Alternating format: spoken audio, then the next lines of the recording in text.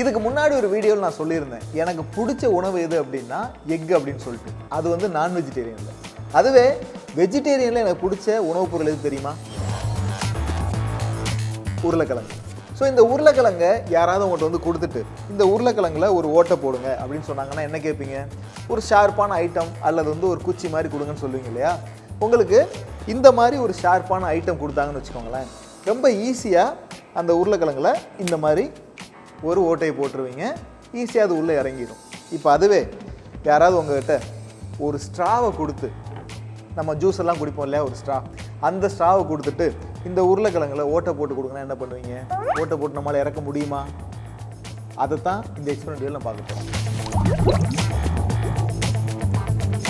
இப்போ இந்த எக்ஸ்பெரிமெண்ட் பண்ணுறதுக்கு நம்மக்கிட்ட பொட்டேட்டோ இருக்குது, ஆனால் ஸ்ட்ரா வேணுமே. ஸ்ட்ரா இருந்தால் தான் இந்த எக்ஸ்பெரிமெண்ட் பண்ண முடியும். அதே மேஜிக் ட்ரிக்கை யூஸ் பண்ணி ஸ்ட்ரா கொண்டு வந்துடலாமா? ஜி பூம் வா, ஸ்ட்ரா வந்துச்சு. இப்போ என்ன பண்ண போகிறேன்னா, என்கிட்ட ஒரு ஸ்ட்ரா இருக்குது. இந்த ஸ்ட்ரா வச்சுட்டு இந்த பொட்டேட்டோவில் ஓட்டை போட முடியுமா அப்படின்னு ட்ரை பண்ண போகிறேன். 2 பொட்டேட்டோ இருக்குது, 3 ஸ்ட்ரா இருக்குது. எல்லா காம்பினேஷன்லையும் போட்டு ஓட்டை போட முடியுமான்னு பார்த்துடலாம்.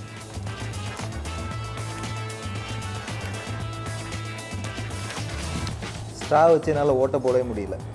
இப்போ நான் என்ன பண்ண போகிறேன்னா, உங்களுக்கெல்லாம் ஒரு சின்ன ட்ரிக் கற்றுக் கொடுக்க போகிறேன். அந்த ட்ரிக்கை யூஸ் பண்ணிங்கன்னு வச்சுக்கோங்களேன், இந்த சாதாரண ஸ்ட்ரா வச்சுட்டு இப்படி நெளியிறதுல, இதுக்கு முன்னாடி யூஸ் பண்ண நம்ம குச்சியை வந்து இந்த மாதிரி நெளிக்கவோ வளைக்கவோ முடியாது. ஆனால் இதோட ஸ்ட்ரென்த்தே ரொம்ப கம்மி. இருந்தாலும் ஒரு சின்ன ட்ரிக் யூஸ் பண்ண போகிறோம். அந்த ட்ரிக்கால் இந்த உருளைக்கிழங்குல நம்மளால் ஒரு பெரிய ஓட்டையை போட்டு ஸ்ட்ராவே வெளியே கொண்டு வந்துட முடியும். என்ன தானே கேட்குறீங்க? ஒன்றும் இல்லை. இந்த ஸ்ட்ரா இருக்கு இல்லையா, இந்த ஸ்ட்ராவை மேலே இப்படி க்ளோஸ் பண்ணிக்கோங்க. பண்ணிவிட்டு ஒரு உருளைக்கிழங்கு எடுத்துகிட்டு இப்படி ஓட்டை போட்டிங்கன்னா ஸ்ட்ரா உருளைக்கிழங்குல ஓட்டையை போட்டு வெளியே வந்துடும். நீங்களே கவனிக்கலாம். இவ்வளவு ஸ்ட்ரென்த்தே இல்லாத ஒரு ஸ்ட்ரா வந்து அவ்வளவு ஸ்ட்ராங்கான பொட்டேட்டோவில் ஓட்டை போட்டு வெளியே வந்துருச்சு. இந்த ஸ்ட்ரா எப்படி இவ்வளோ ஈஸியாக அந்த உருளைக்கிழங்குல ஓட்டை போட்டுச்சு அப்படிங்கிற சயின்ஸை பற்றி பார்த்தரலாம். நான் முதல்ல ஒரு ஸ்ட்ராவை யூஸ் பண்ணுறப்ப பார்த்தீங்கன்னா, அந்த ஸ்ட்ராவை வந்து மேலே ஹோல்டு பண்ணாமல் நார்மலாக இப்படி பிடிச்சி தான் அந்த உருளைக்கிழங்கு குத்துனேன். அப்போ வந்து அந்த உருளைக்கிழங்குல ஓட்டை போட முடியல. காரணம் என்னென்னா, நான் மேலே ஹோல்டு பண்ணாதப்போ இந்த ஸ்ட்ரா வந்து இப்படி ஃபாஸ்ட்டாக மூவ் பண்ணுறப்ப என்னாகும் அப்படின்னா, இதுக்குள்ளே உள்ள காற்று இருக்குது இல்லையா, அந்த காற்று வந்து ஒரு சைடு எஸ்கேப் ஆகிட்டே இருக்கும், ஒரு ஹோல் வழியாக எஸ்கேப் ஆகிட்டே இருக்கும். அதனால நம்மளால் ஈஸியாக ஓட்டை போட முடியாது. இப்போ அதுவே இந்த ஸ்ட்ராவை நான் ஒரு பக்கம் ஹோல்டு பண்ணிட்டேன் அப்படின்னா, இப்போது அதுக்கு உள்ள காற்றால் வந்து எஸ்கேப் ஆகவே முடியாது.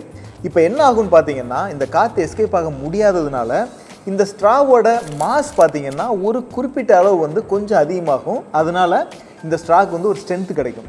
அப்போ தான் நம்ம அந்த உருளைக்கிழங்கு ஓட்டை போட்டு ட்ரை பண்ணுறப்போ அந்த ஸ்ட்ரென்த்தால் இந்த உருளைக்கிழங்குல நம்மளால் ஓட்டை போட முடியுது. ஸ்ட்ராவை வந்து ஓட்டை போட்டு வெளியே வந்துருச்சு. இதுதான் அதுக்கு பின்னாடி உள்ள சயின்ஸ்.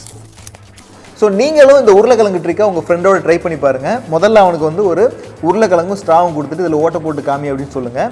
அவனுக்கு இந்த ட்ரிக்கை முதல்ல சொல்லாதீங்க, அவர் ரொம்ப கஷ்டப்படுவார். அதுக்கப்புறம் நீங்கள் அந்த ட்ரிக்கை அவர் சொல்லிக் கொடுங்க. சொல்லிக் கொடுத்தீங்கன்னா, ஓ ஜீனியஸ் ஐடியான்னு சொல்லிட்டு உங்களை பாராட்டுவார். சரியா? அடுத்த எக்ஸ்பெரிமெண்ட்டில் சந்திப்போம்.